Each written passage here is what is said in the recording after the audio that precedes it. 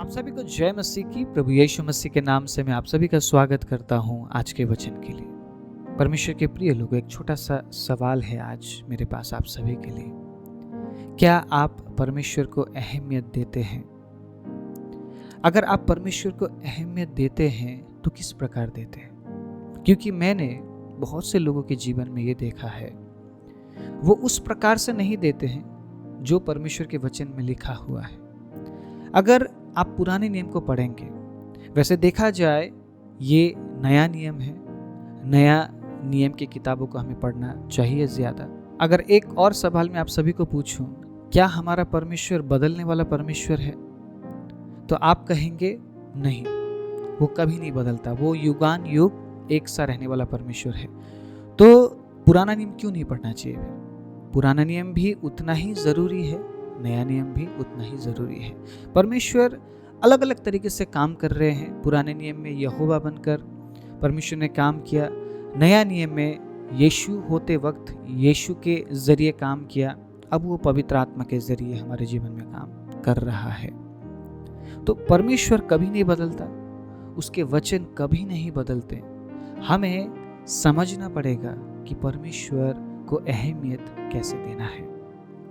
ये सवाल तो आपने सुन लिया, क्या आप परमेश्वर को अहमियत देना चाहते हैं? क्या आप परमेश्वर को इम्पोर्टेंस देना चाहते हैं? लेकिन क्या वाकई में आप परमेश्वर को अहमियत दे रहे हैं? अगर आज के वचन को आपने ध्यान से सुन लिया, आज के वचन को अगर आप अपना सके, तो मैं विश्वास करता हूं आपके जीवन से आप वो बातें परमेश्वर को देंगे जो बातें परमेश्वर आपके जीवन से चाहता है। परमेश्वर बहुत कुछ नहीं मांगता है हमें, लेकिन हम थोड़ा भी तो नहीं दे पाते। हालेलुया, हम थोड़ा भी नहीं दे पाते। आज 3 बातें मैं आपके बीच में रखने वाला हूँ। बहुत सारी बातें नहीं रखूंगा परमेश्वर के प्रिय लोगों, आप लोगों को कंफ्यूज नहीं करूंगा, लेकिन जितने समय में आपको समझ आ जाए उतने समय मैं आपके बीच में आपके साथ रहूंगा, आपको समझाऊंगा, आपको बताऊंगा जो परमेश्वर ने मुझे समझाया है, जो अनुभवों के द्वारा मैंने सीखा है, वो बात आज मैं आपके बीच में रखने वाला हूँ। अगर आप चाहते हैं कि आप परमेश्वर को अहमियत दे आपके जीवन से, सर्वोत्तम आप दे आपके जीवन से, तो आपको क्या करना पड़ेगा? 3 बातें बहुत सरलता से आप समझ भी जाएंगे और आप अपने जीवन में लागू भी कर पाएंगे। सबसे पहली बात, अगर आप अपने समय को लेकर सही नहीं हैं, मतलब आपके पास कोई ऐसा समय ही नहीं है परमेश्वर के लिए, तो आप कभी उसे अहमियत नहीं दे पाएंगे। मैं सिंपल भाषा में समझाऊं, आप समझ जाएंगे। आप संडे के दिन क्या करते हैं मुझे बताइए। संडे के दिन आप परमेश्वर के भवन में जाने के लिए, उसके उपस्थिति में जाने के लिए, आराधना में जाने के लिए कितना आप एक्साइटेड और कितना आप उत्साहित होते हैं, इससे पता चलता है आप परमेश्वर को अहमियत देना चाहते हैं या नहीं। कुछ लोग संडे के दिन आराम से सोते रहते हैं, 9 बजे तक सोते हैं, 10 बजे चर्च पहुंचना है तो 9:30 बजे उठते हैं और चर्च में पहुंचते हैं 11:15 बजे। आपके समय को लेकर कभी सटीक हो ही नहीं पाए, तो आप परमेश्वर को अहमियत कैसे देंगे? सबसे पहली बात, अगर आप परमेश्वर को अहमियत देना चाहते हैं, सर्वोत्तम देना चाहते हैं, सर्वप्रथम देना चाहते हैं, तो अपने समय के उस कांटे को आपको सुधारना पड़ेगा। जिस प्रकार परमेश्वर ने समय पर सब कुछ बनाया, वो समय पर काम करने वाला परमेश्वर है।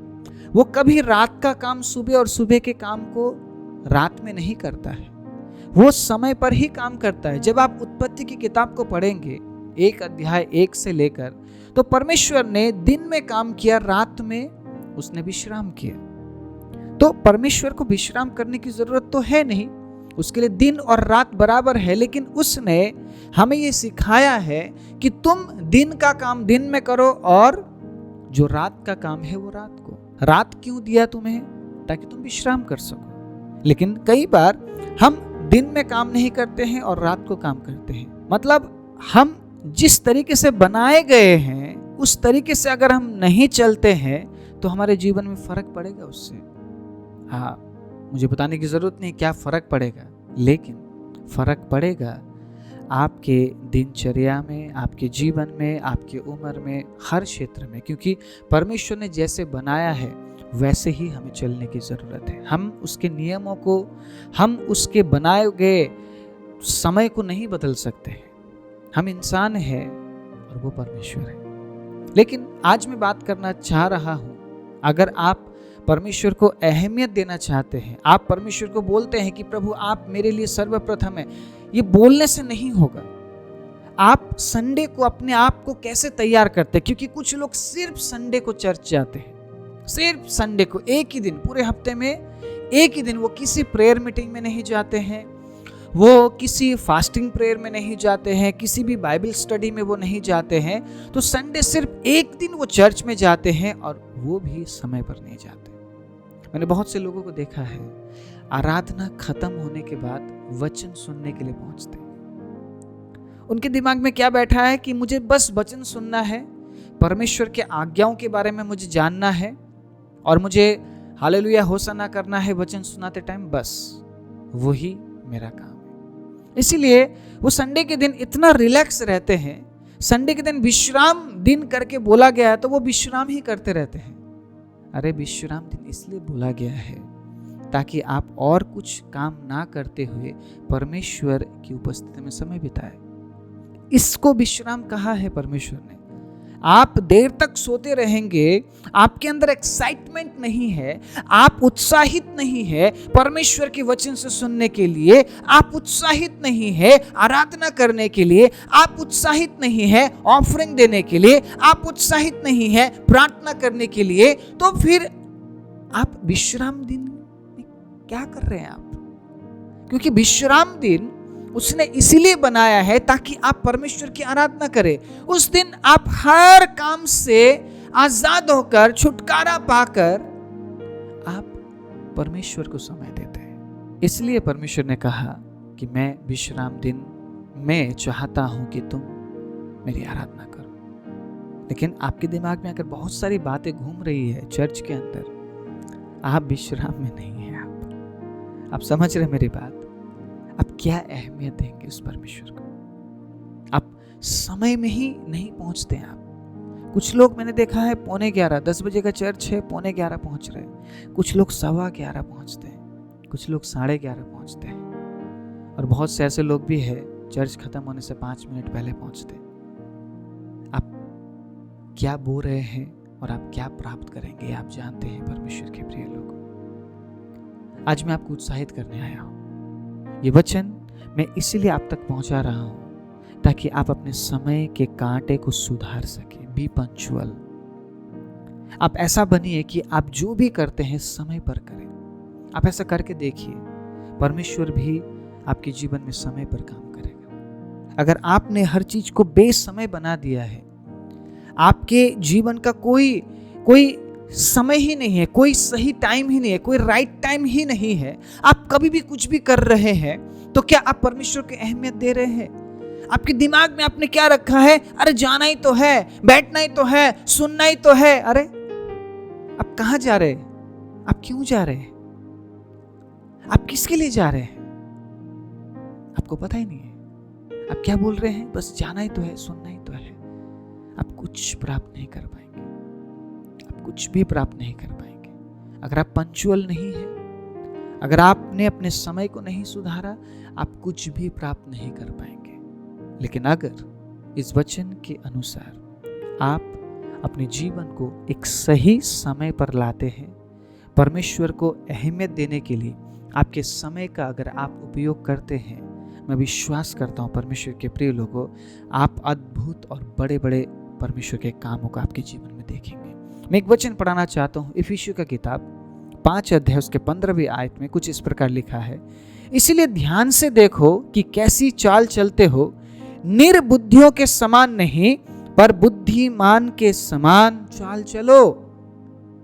आप अगर परमेश्वर के वचन को पढ़ते हैं और समझते नहीं है तो आप मूर्ख है, आप निर्बुद्धि है। क्योंकि बुद्धि की बातें आपको परमेश्वर के वचन से मिलती है। बुद्धि देने वाला परमेश्वर है।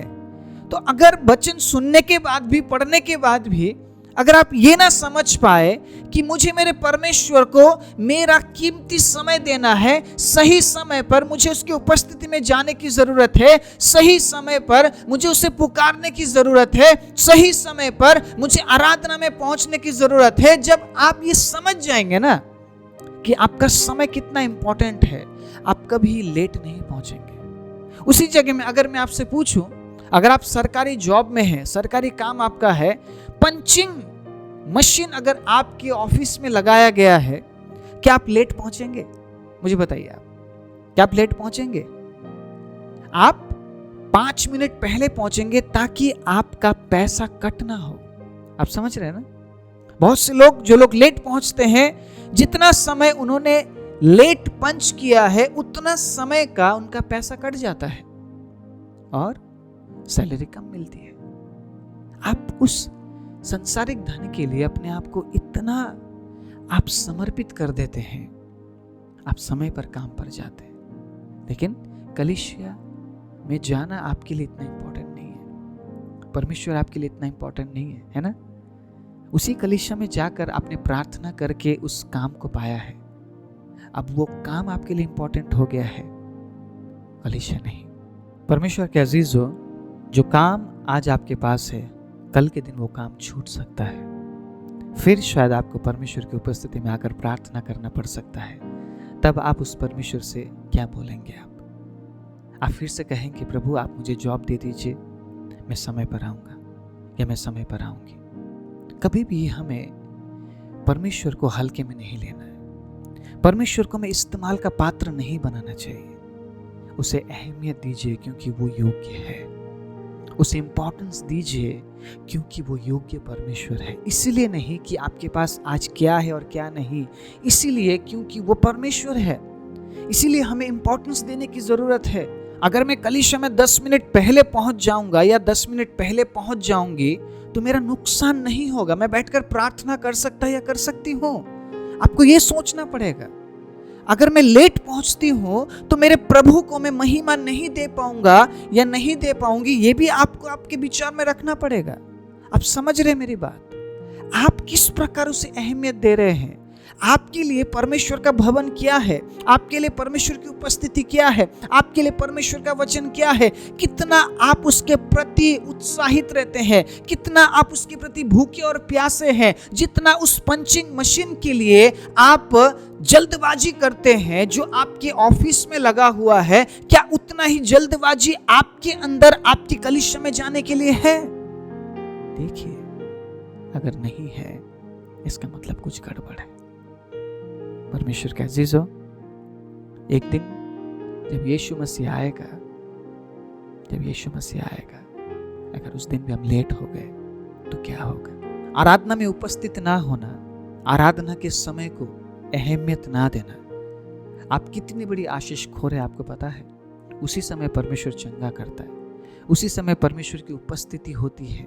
मैं ये नहीं कह रहा हूं कि वचन के समय परमेश्वर की उपस्थिति नहीं होती है, लेकिन जब आप उसे महिमा दे रहे होते हैं, जब आप उसे प्रशंसा दे रहे होते हैं, उस समय अद्भुत परमेश्वर की उपस्थिति होती है। किसी ने इस प्रकार से कहा, अगर एक अच्छे विश्वासी को, परमेश्वर से प्रेम करने वाले विश्वासी को पहचानना है, उसके आराधना करने के तरीके को देखना, वो आराधना कैसे करता है। मैं अभी एक्सप्लेन नहीं करना चाहूंगा आराधना के तरीकों को कि लोग कैसे कैसे आराधना करते हैं।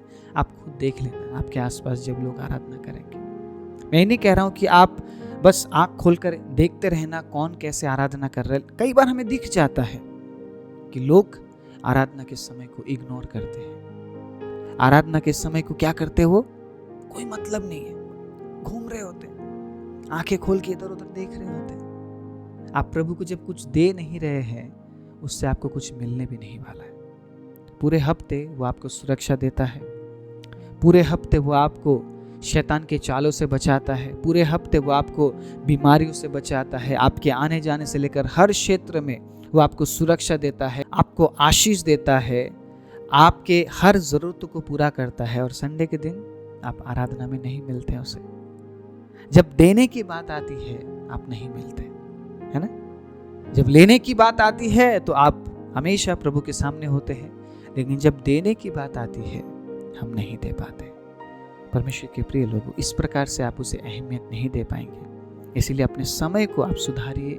जो समय आप प्रभु को देते हैं ना, वो सबसे कीमती समय होता है आपके जीवन के लिए। चाहे वो आप सुबह के समय में प्रभु की उपस्थिति में जाते हैं, चाहे आप शाम के समय में जाते हैं, चाहे आप दोपहर के समय में जाते हैं, आपके जीवन का सबसे कीमती समय है वो जो आप परमेश्वर को देते हैं। इसीलिए समय पर अपने कामों को प्रभु के लिए करना शुरू कीजिए, ताकि जब वो आपको लेने आए आप तैयार मिल सके उसे। Praise the Lord, hallelujah.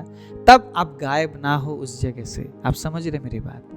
जिस प्रकार आप उत्साहित होते हैं आपके सांसारिक कामों के लिए, उससे कहीं ज़्यादा आपको उत्साहित होना पड़ेगा परमेश्वर के राज्य के लिए। तभी आप उठाए जाएंगे, हालेलुया। तभी आप परमेश्वर के राज्य में प्रवेश कर पाएंगे। परमेश्वर के प्रिय लोग, बहुत से लोग संडे के दिन बहाना बनाते हैं, हमें ये काम है वो काम है। अगर आप वाकई में उत्साहित है, अगर आपके पास काफ़ी काम होता है चर्च जाने से पहले, आप 5 बजे उठेंगे, आप 4 बजे उठेंगे और आप उन कामों को पहले करेंगे। आप उसके बाद चर्च के लिए आप समय निकालेंगे, तैयार होने के लिए समय निकालेंगे और समय पर आप पहुंचेंगे।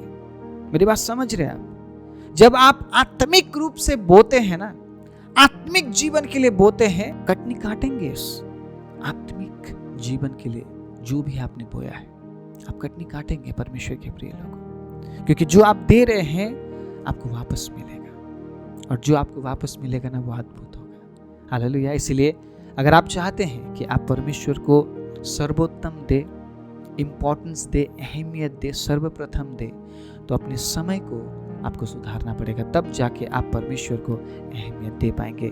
दूसरी बात, अगर आप परमेश्वर को अहमियत देना चाहते हैं तो आपको आज्ञाकारी बनना पड़ेगा। आप सुन तो रहे हैं परमेश्वर क्या बोल रहा है, आप सुन रहे हैं, लेकिन कोई मतलब नहीं है। अरे चलना, इस बंदे का काम है बोलता रहता है।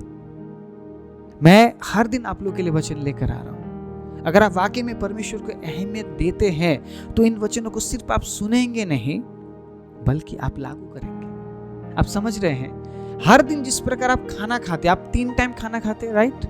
सुबह, दोपहर और शाम को।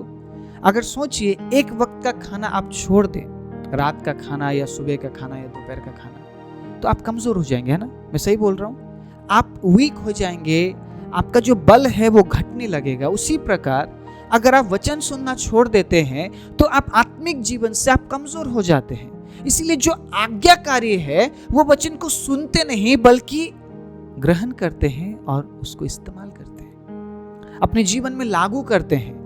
मान लीजिए आज आप सुन रहे हैं अहमियत के बारे में, सुनने के बाद अगर आपने इस वचन को छोड़ दिया या आप भूल गए या आपने मतलब इग्नोर कर दिया इसे, अरे चलना कोई नहीं, हर दिन मैं सुन लेता हूं, कल सुनूंगा, कल की बातें मैं अप्लाई करूंगा, ग्रहण करूंगा, तो आपने एक वक्त का खाना छोड़ दिया। आप समझ रहे हैं? आपके आत्मिक जीवन में असर पड़ेगा। आप 1 बार छोड़ेंगे, 2 बार छोड़ेंगे, 3 बार छोड़ेंगे, 4 बार छोड़ेंगे। आप सुन तो रहे हैं, लेकिन आप में वो शक्ति, वो बल नहीं है जो होना चाहिए। आप समझ रहे मेरी बात? आज जो आप सुन रहे हैं, आज उसे ग्रहण कीजिए। कल के लिए फिर मैं वचन लेकर आऊंगा। हालेलुया। चिंता नहीं करना है, हर दिन आत्मिक वचन आप लोगों के लिए लेकर आ रहा हूँ। सुबह शाम आपको वचन मिल रहा है। अगर आप सुबह के वचन को मिस कर रहे हैं, परमेश्वर के प्रिय लोगों, सुबह 6 बजे आप लोगों के लिए मैं वचन लेकर आ रहा हूँ। सुबह भी सुनिए, शाम को भी सुनिए, अपने आत्मिक जीवन को बढ़ाइए।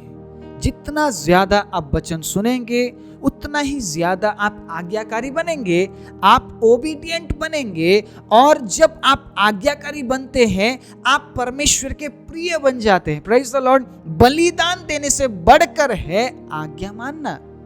अगर आप आज्ञा मानते हैं, परमेश्वर के आप चहेते बन जाते हैं और परमेश्वर आपको बोलने लगता है, परमेश्वर अपना वचन आपके जीवन में उड़ेलने लगता है, क्योंकि वो देख रहा है कि आप आज्ञा मान रहे हैं। वो देख रहा है कि आज से आप आज्ञाकारी बन रहे हैं। जो कुछ आप सुन रहे हैं उन वचनों को आप अप्लाई कर रहे हैं, आप ग्रहण कर रहे हैं, उन वचनों के अनुसार आप चल रहे हैं, जैसे ही आपके आंखों के सामने कुछ ऐसी बातें आ जाए जो परमेश्वर नहीं चाहता है, तुरंत आप उन वचनों को कोट करते हैं और आप बोलते हैं, नहीं प्रभु, आपका वचन तो ऐसा कहता है, मुझे ये नहीं करना है। ये आप कब बोल सकते हैं? जब आप उस वचन को अपने मन में रखेंगे और उस वचन को आप इस्तेमाल करेंगे, उन बातों को आप इस्तेमाल करेंगे हर दिन के कामों में। जिस प्रकार आप हर दिन खाना खाते हैं, उसी प्रकार हर दिन आपको वचन की जरूरत है, ताकि आप आत्मिक रूप से मजबूत हो सके। मैं विश्वास करता हूं इन दिनों में जितने लोग भी हमारे चैनल को फॉलो कर रहे हैं, हर दिन वचनों को सुन रहे हैं, आप लोग आत्मिक रूप से मजबूत हो रहे हैं। मैं विश्वास करता हूं और मेरी प्रार्थना है परमेश्वर आपको और मजबूत करे और आज्ञाकारी बनाए, ताकि आप आज्ञा मानते हुए परमेश्वर को अहमियत दे सके। मानिए आपके घर में 2 बच्चे हैं, उन दोनों बच्चों में से एक आपकी आज्ञा मानता है, दूसरा आपकी आज्ञा नहीं मानता है। एक जैसे ही आप कुछ बोलते हैं तुरंत उसका जवाब देता है और कहता है, यस मम्मी, यस पापा, मैं तैयार हूं। वो आपको अहमियत दे रहा है, आपको इंपॉर्टेंस दे रहा है। और जो दूसरा व्यक्ति है, दूसरा बच्चा है, वो बिल्कुल आपको इंपॉर्टेंस नहीं दे रहा, क्योंकि वो आपकी आज्ञा नहीं मान रहा है। आपके दिल में दर्द होगा उस बच्चे के लिए जो आपको इंपॉर्टेंस नहीं दे रहा, क्योंकि आपने उसे जन्म दिया है, आपने उसे पाला है, पोसा है, बड़ा किया है। आप खुद सोचिए, जिस बच्चे को आपने जन्म दिया है, पाला, पोसा, बड़ा किया है, उसके लिए आपके अंदर कितना दुख है ना। जब हम जिसे उसने बनाया है अपने हाथों से, अपने स्वरूप और अपनी समानता में, जब हम उसकी बातों को नहीं मानते, उसे कितना दुख लगता होगा। वो बस कहता नहीं है, वो बस अंदर ही अंदर ये सोचता है और इंतजार करता है कि नहीं, एक दिन तो बदलेगा, एक दिन तो मेरे बच्चे बदलेंगे। इसी अपेक्षा से है परमेश्वर के प्रिय लोगों, इसी अपेक्षा में वो इंतजार करता है और धैर्य धरता है, ताकि मैं और आप हम बदल सके। लेकिन वो आज ऐसे व्यक्ति को चाहता है जो आज्ञाकारी है, जो आज्ञा मानने के लिए तैयार है। परमेश्वर के प्रिय लोग, अगर आप चाहते हैं कि आप अपने जीवन से परमेश्वर को अहमियत दे, सर्वोत्तम दे, सर्वप्रथम दे, तो आपको उसके आज्ञा के अनुसार चलना पड़ेगा। जो आज्ञाएं परमेश्वर के वचन में दी गई है, मैं सारे आज्ञाओं के बारे में बात नहीं करूंगा। आप जानते हैं जो जो आज्ञाएं परमेश्वर ने दी है, और जैसे जैसे आपको आज्ञाएं मिलती है, उन बातों को सुनना, उसके अनुसार करना शुरू कीजिए। एक समय ऐसा आपके जीवन में आएगा, सारी बातें आपको याद हो जाएगा और आप अपने जीवन के हर पल में परमेश्वर के वचन को इस्तेमाल कर पाएंगे। Praise the Lord, hallelujah. जिस प्रकार दाऊद कहता है, हे प्रभु, मैंने आपके वचन को अपने हृदय में रख छोड़ा है, ताकि मैं आपके विरुद्ध पाप ना करने पाऊं। अगर वचन आपके पास है, अगर आज्ञा आपके पास है, तो ही आप पाप से बच पाएंगे। सुन लीजिए इस बात को। अगर आप खुद को बहुत सामर्थ्य समझ रहे हैं, अरे मुझे परमेश्वर ने बचा लिया, मुझे वचन सुनने की जरूरत नहीं है, मुझे वचन मानने की जरूरत नहीं है, याद रखने की जरूरत नहीं है, मैं तो अब पाप करूंगा ही नहीं, बहुत बड़ी गलतफहमी में आप बहुत बड़ी गलतफहमी में हैं। जब तक आप परमेश्वर के वचन को अपने हृदय में नहीं रखेंगे, आप पाप से बच ही नहीं पाएंगे। इसलिए दाऊद कहता है, प्रभु, मैंने आपके वचन को अपने हृदय में रख छोड़ा है, ताकि मैं आपके विरुद्ध पाप ना करूं। अगर आप अहमियत देते हैं उस परमेश्वर को, तो आप जरूर उसकी आज्ञा को मानेंगे। आपने अपने समय को सुधार लिया, समय पर सब कुछ करने लग गए परमेश्वर के लिए, ठीक है। दूसरी बात, आपने आज्ञा मानना शुरू कर दिया। इन सभी से बढ़कर अगर आप उससे प्रेम नहीं करेंगे, आप उसे कभी अहमियत दे ही नहीं पाएंगे। तो तीसरी बात है और आखिरी बात, उससे बढ़कर प्रेम कीजिए। Praise the Lord. उससे और प्रेम कीजिए, क्योंकि जितना ज्यादा आप उससे प्रेम करेंगे, उतना ही ज्यादा उसके लिए आपके हृदय में इज्जत बढ़ती जाएगी, आदर बढ़ता जाएगा। और यही तो चाहता है वो अपने लोगों से। मैं आपको वचन पढ़ाना चाहता हूँ, व्यवस्था विवरण 10 अध्याय उसके 12वीं आयत को कुछ इस प्रकार लिखा है। अब हे इज़राइल, तेरा परमेश्वर यहोवा तुझसे इसके सिवाय और क्या चाहता है कि तू अपने परमेश्वर यहोवा का भय माने और उसके सारे मार्गों पर चले, उससे प्रेम रखे और अपने पूरे मन और अपने सारे प्राण से उसकी सेवा करे। परमेश्वर के प्रिय लोगों, वो चाहता है कि आप उससे अधिक प्रेम रखें। और अधिक प्रेम आप कब कर पाएंगे? जब आप हर दिन उसके वचनों को सुनेंगे, समय पर काम करेंगे, उसकी आज्ञा को जब आप मानेंगे और आप नजदीक जाएंगे इस प्रकार से। और जितना आप नजदीक जाएंगे उतना ही आप अधिक उससे प्रेम कर पाएंगे। उसने हमसे इतना महान प्रेम किया है ना, जिस प्रेम के बारे में मैं कभी वर्णन नहीं कर पाऊंगा, मैं एक्सप्लेन नहीं कर पाऊंगा, क्योंकि उसका कोई एक्सप्लेनेशन ही नहीं है। आप वर्णन ही नहीं कर पाएंगे। वो एक ऐसा प्रेम है परमेश्वर के प्रिय लोगों, कोई समझ ही नहीं पाएगा कि परमेश्वर ने हमसे क्यों इतना महान प्रेम किया। इसलिए उसके प्रेम के बदले हम उसे और कुछ नहीं दे पाएंगे। हम कुछ नहीं कर सकते, लेकिन हम एटलीस्ट हम आदर तो दे सकते हैं, हम अहमियत तो दे सकते हैं, हम परमेश्वर को हम सर्वोत्तम तो दे सकते हैं, सर्वप्रथम तो दे सकते हैं। और वो कैसे देंगे? कैसे देंगे? उसे प्रेम करते हुए, हालेलुया, बढ़कर प्रेम करते हुए। पहले आप जितना प्रेम करते थे वैसा प्रेम नहीं, अब आपको उसके प्रेम में और बढ़ना पड़ेगा, क्योंकि वो आने वाला है, वो बहुत जल्द आने वाला है। और जो उसके प्रेम में पाए जाएंगे, जो उसके प्रेम में इंतजार करेंगे, वो ही उठाए जाएंगे। हालेलुया। और आप उससे प्रेम कैसे ज्यादा कर पाएंगे? सबसे पहले आपको समय पर सब कुछ करना होगा, आपको आज्ञाकारी बनना होगा, आपको उससे अधिक प्रेम करना होगा, तो ही आप उसे अहमियत दे पाएंगे। परमेश्वर के प्रिय लोगों, हम कई बार लोगों को कितना ज्यादा अहमियत देते हैं ना, इंपॉर्टेंस देते हैं हमारे जीवन में। क्या आप परमेश्वर को उतना ही अहमियत देते हैं? आज मैं ये सवाल आपके जीवन में छोड़कर जाना चाहता हूँ। जो कुछ आप कर रहे हैं, क्या आपको लगता है उससे आप परमेश्वर को अहमियत दे रहे हैं?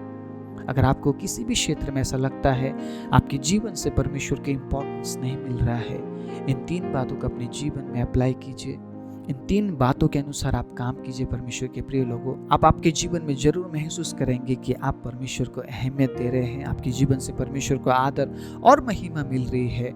और आने वाले दिनों में इसका फल आपके जीवन में आप जरूर देखेंगे। आइए हम अपने आंखों को बंद करें। सर्वशक्तिमान जीवित दयालु परमेश्वर, हम धन्यवाद देते हैं प्रभु आपके अद्भुत प्रेम और उस महान दया और उस अद्भुत अनुग्रह के लिए परमेश्वर, जिसकी वजह से आज हम जिंदा है प्रभु। हम कई बार ऐसे कामों को कर जाते हैं प्रभु जो कि आपके सामने ग्रहणीय नहीं है, फिर भी प्रभु आप हमें मौका देते हैं ताकि हम अपने कामों को सुधारें।